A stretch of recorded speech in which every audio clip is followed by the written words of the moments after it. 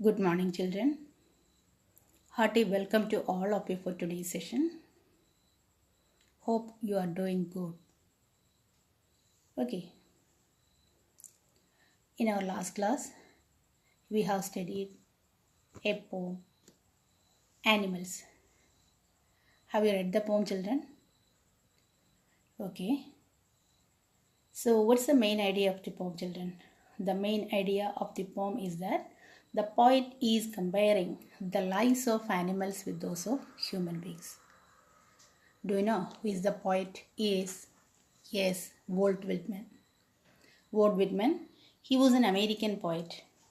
Okay, along with being a poet, he was also a teacher, a government clerk, and even a journalist. Then, the very important thing about the poet Walt Whitman is that he is known as the father of free verse. What's the reason, children? Because he made a break with tradition and wrote a revolutionary new kind of poetry in free verse. So we can call, or he is known as the father of free verse. Okay, so let's find out the literary devices used in the poem. Clear, children? Listen. First of all, let's see what's the rhyme scheme of the poem. Have you noticed any rhyme scheme here? No. As I told you, Walt Whitman is the father of free verse. So, we can say this poem has been penned in free verse. No rhyme scheme at all.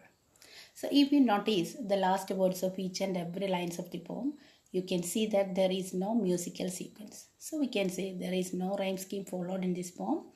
It's written in free verse. Okay. So, now let's move on to the figure of speech used in the poem. So the first device used in the poem is alliteration. Do you remember alliteration, children? Yes, alliteration.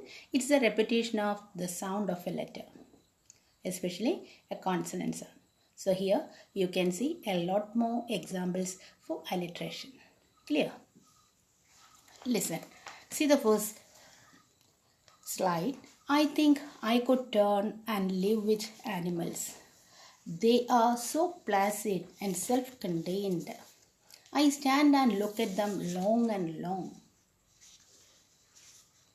They do not sweat and whine about their condition. They do not lie awake in the dark and weep for their sins. They do not make me sick, discussing their duty to God.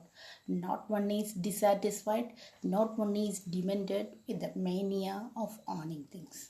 Okay, so as I told you, the first literary device used in the poem is alliteration. Here, there is an example for alliteration. Children, come to line number 2. I stand and look at them long and long. I stand and look at them long and long. So here, the letter L is repeated. Look, long. Again, long. One more example. They do not make sick, discussing their duty to God. So which letter or which sound is repeated there, children? The sound D. So D. Do not make D. Discussing, again D. And duty, again D is repeated. Then on the next line, not one is dissatisfied, not one is demented with the mania of owning things. So here also D is repeated, dissatisfied, demented. Okay, so a lot more examples are there, children. Read the poem clearly and find out more examples for alliteration. So what do you mean by alliteration? Alliteration is a term to describe a literary device in which a series of words begin with the same consonant sound. Once again, a term to describe a literary device in which a series of words begin with the same consonant sound. That is alliteration. So, read the poem carefully and find out more examples for alliteration from the poem Animals. Okay, the next one is anaphora. The next one is, sorry children, the next one is anaphora. What do you mean by anaphora, children? When a word or a group of words repeated at the start or beginning of two or more consecutive lines. It's the device of anaphora. A word or group of words repeated at the start or repeated at the beginning of two or more consecutive lines. Okay, see the example is here, children. They do not sweat and whine about their condition. They do not lie awake in the dark and weep for their sins. They do not make me sick discussing their duty to God. So here is an example for anaphora. Which words are repeated, children? They do not. They do not. The words they do not is repeated in 3 lines, in 3 consecutive lines. So that's an example for anaphora. Okay. The next one is repetition. What do you mean by repetition, children? Yes, repetition, it's a literary device that repeats the same words or phrases a few times. For what purpose, children? In order to make an idea clearer, or in order to make an idea, or in order to give emphasis to the fact. Understood? Repetition is a literary device that repeats the same words or phrases a few times to make an idea clearer, or to make an idea, or to give emphasis to the fact. Okay, so here is an example, children. Second line. I stand and look at them long and long. Have you seen that? Which word is repeated there, children? The word long is repeated. I stand and look at them long and long. Then one more example is there in the last line. Not one is dissatisfied. Not one is demented with the mania of owning things. There also we can see the words not one. It's repeated 2 times. Not one is dissatisfied. Not one is demented with the mania of owning things. Okay. The fourth literary device used in the poem is onomatopoeia. What do you mean by, children, onomatopoeia? You know what it is. Onomatopoeia is defined as a word which imitates the natural sound of a thing. Which imitates the natural sound of a thing. Okay, the natural sound of a thing. That means it creates a sound effect that mimics the sound of the thing that is being described, or making the description more expressive and interesting. In short, we can say it's a word that imitates the natural sound of a thing. Onomatopoeia is a word, or it's a literary device defined as a word which imitates the natural sound of a thing. So here we can see the third line. They do not sweat and whine about their condition. They do not sweat and whine. So the word whine denotes the sound of complaints that made due to one's unsatisfactory condition. So here the word whine, W-H-I-N-E, whine is an example for onomatopoeia. What do you mean by onomatopoeia?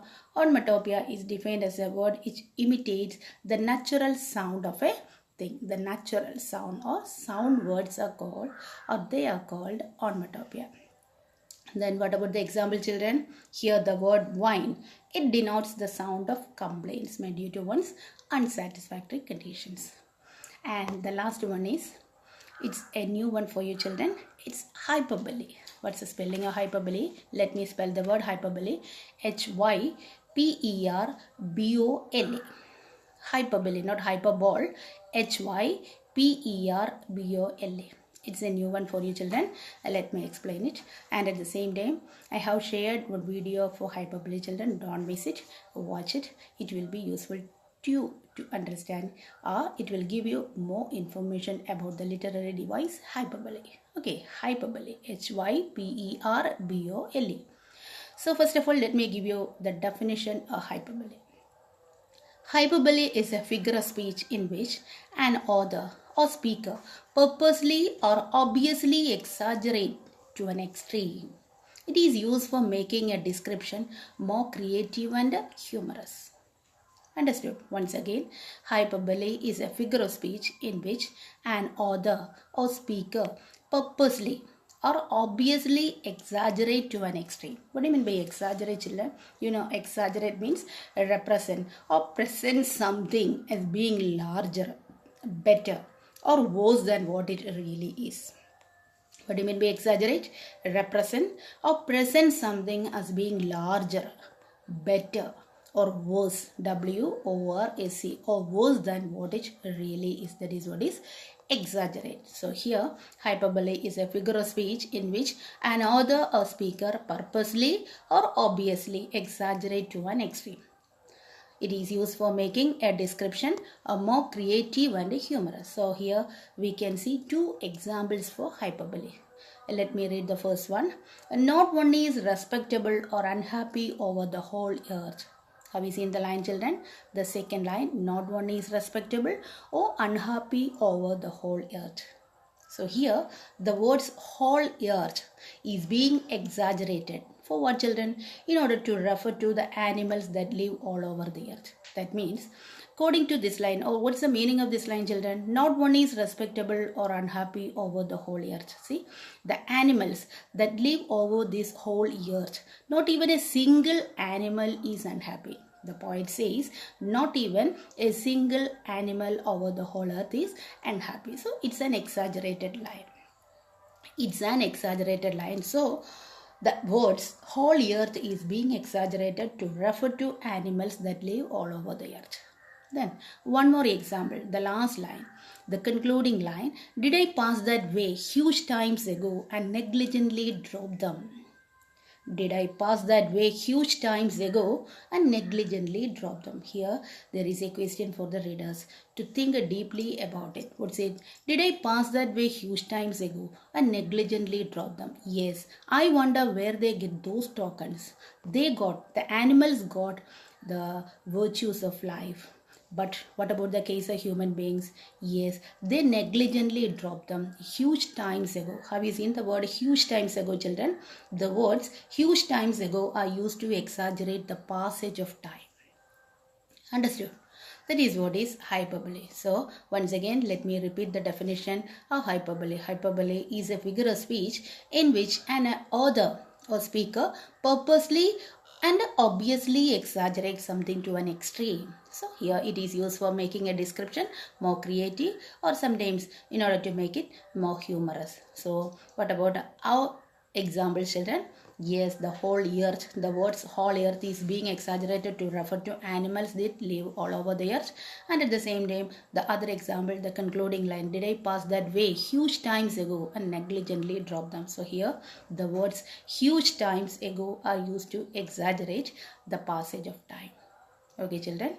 So this is what is the important literary device used in the poem. 5 are in number, children. The first one is alliteration, second one is anaphora, third one a repetition, fourth one onomatopoeia, and the last one hyperbole. Don't forget, children, watch the video that I have shared in your Google Classroom. Don't forget, then it will be clear to you what is hyperbole. It's new for you. Don't forget, don't miss it, watch it. Okay, so here comes an end of this short video, children. Then don't forget to write the notes about the literary device I have given to you. The literary devices used in the poem animals. Thank you, children. Have a nice day.